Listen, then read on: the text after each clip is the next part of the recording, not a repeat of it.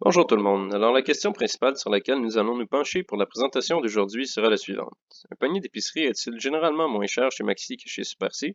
Avant de répondre à la question, examinons brièvement la méthodologie de notre étude sur ce sujet.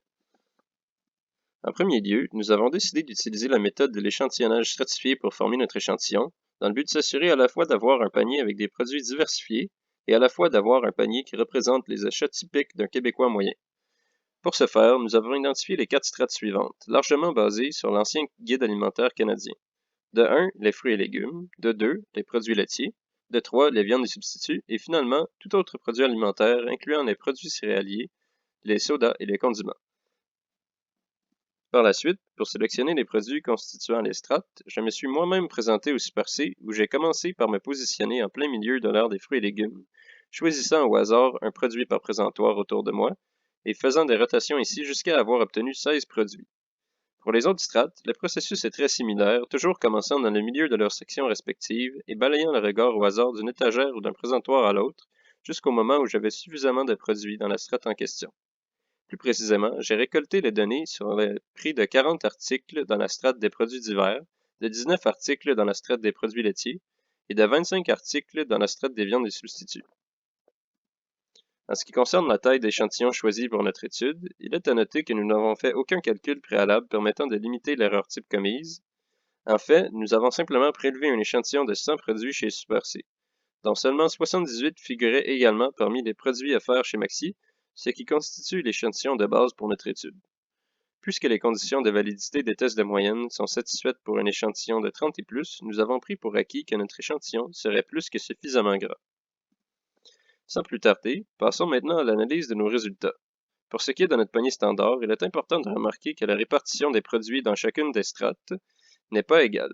En fait, on se retrouve plutôt avec un panier constitué à 17,95% de fruits et légumes, à 25,64% de viande et substituts, à 42,31% de produits divers, qui est notre plus grande catégorie, et à 14,10% de produits laitiers. Ce panier est donc représentatif des individus qui achètent un peu de tout et qui consomment presque autant de produits secs que de produits frais. Si on regarde les statistiques descriptives du panier standard, on constate que la différence moyenne de prix d'un article entre Maxi et Super C, exprimée en dollars par kilogramme ou en dollars par litre, est de moins 0,56.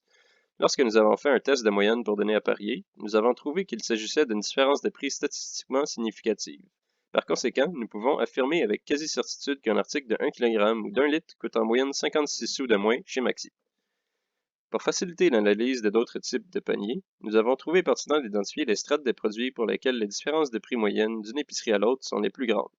Notons ici que c'est le cas pour les produits laitiers, avec une différence moyenne de 1,63 en faveur de Maxi, et pour les viandes et substituts, avec une différence moyenne de 0,90 en faveur de Maxi aussi. Pour approfondir notre analyse, nous avons trouvé pertinent de faire un panier pour les consommateurs ayant des styles alimentaires différents. Par exemple, le panier d'épicerie d'un consommateur végétarien. Pour ce type de panier, on conclut à la suite de notre test que Maxi n'offre pas en moyenne des prix plus bas que chez Super C. En effet, on dénote uniquement une différence de 44 sous, ce qui est bien relevé par le graphique puisqu'à vue d'œil, la différence entre les deux bandes est à peine perceptible. Il est à noter que pour constituer notre panier végétarien, nous avons enlevé tous les produits de la catégorie viande et substituts, puisqu'ils ne respectent pas évidemment les restrictions alimentaires d'un végétarien. Dans un troisième cas, nous avons décidé de voir si Maxi offrait quand même des prix plus bas que Super C, même en enlevant les produits de marque maison respectives à chaque supermarché. Pour ce type de panier, sans marque maison, nous avons conclu que Maxi n'était pas moins cher que Super C en moyenne et donc n'offrait pas des prix plus concurrentiels pour des consommateurs qui n'achètent pas du tout des produits de marque maison. En effet, le prix moyen d'un produit dans ce type de panier est seulement 26 sous plus cher chez Super C comparativement au prix de ce même produit chez Maxi. Ce graphique permet d'expliquer l'importance des produits de marque maison dans la capacité de Maxi à offrir des produits moins chers que Super C. On remarque qu'en moyenne, chaque produit de marque maison de Maxi est 80 sous moins cher qu'un produit de marque maison Super C. Nous recommandons donc fortement aux personnes qui ont tendance à se procurer des produits de marque maison de faire son épicerie chez Maxi afin de profiter des prix plus bas et de choisir Maxi au lieu de Super C lors de l'achat de viande ou de produits laitiers afin de faire des économies. Cependant, pour les clients végétariens, Maxi ne semble pas être un supermarché pour faire des économies sur leur épicerie. Merci.